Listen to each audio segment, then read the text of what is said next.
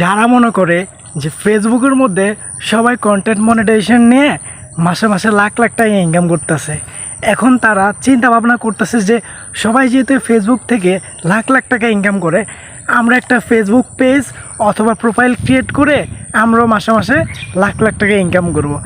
আসলে যদি আপনার মাথায় এরকম চিন্তা ভাবনা থাকে তাহলে আপনি ফেসবুকে কাজ করা বন্ধ করে দেন।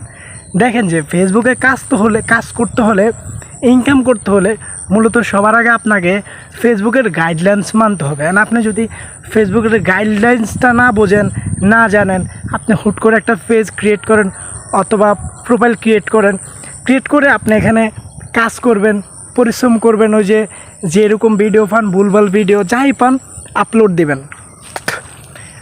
দিবেন, কাজ করবেন, কিন্তু যখন আপনি মনিটাইজেশন সময় আসবে তখন একটা মনিটাইজেশন পাবেন না।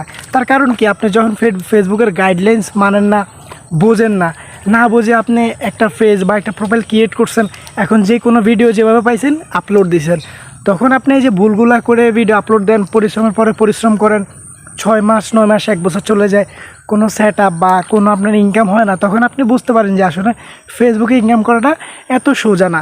ফেসবুকে ইনকাম করতে হলে যেমন এখন আপনি দেখতেছেন সবাই মনে করেন লাখ লাখ টাকা ইনকাম করতেছে স্টার থেকে, বোনাস থেকে বা মনিটাইজেশন পেয়ে, তখন আপনি লোভ জাগে যে সবাই যেহেতু পারে আমি কেন পারবো না। তো এটা হলো তাদের জন্য এই ভিডিওটা। যেমন দেন আপনি দেখতেছেন সবাই ইনকাম করতেছে, কিন্তু তাদের ইনকাম করার পিছনে তাদের যে ব্যর্থতার গল্প, যে পরিশ্রম, এগুলো আপনাকে আগে জানতে হবে, শুনতে হবে।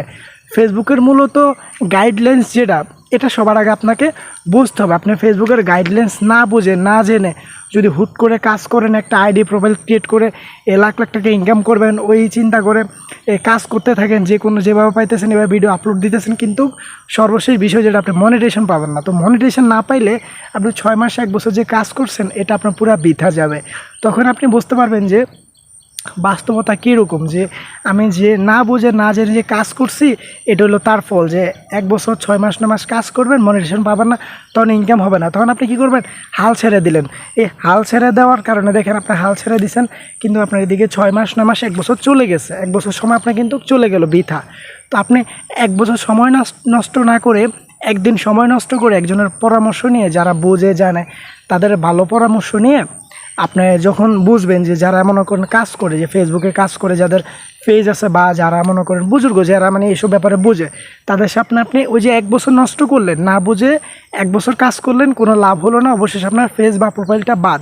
তো 1 বছর নষ্ট না করে একদিন নষ্ট করবেন, একদিন নষ্ট করে সময় দিবেন, যারা বুঝে তাদের সাথে কথা বলবেন, বোঝার চেষ্টা করবেন। তো যারা যখন আপনাকে বোঝাবে ফেসবুকের গাইডলাইন্স বিষয় বা আপনি কোন কন্টেন্ট নিয়ে কাজ করবেন, কীভাবে কাজ করতে হবে, সব বোঝার পরে তারপর কাজ করবেন। যখন সব বোঝার পর আপনি কাজ করবেন, ইনশাআল্লাহ 1 বছর লাগবে না, আপনার 6 মাসে সফল হতে পারবেন।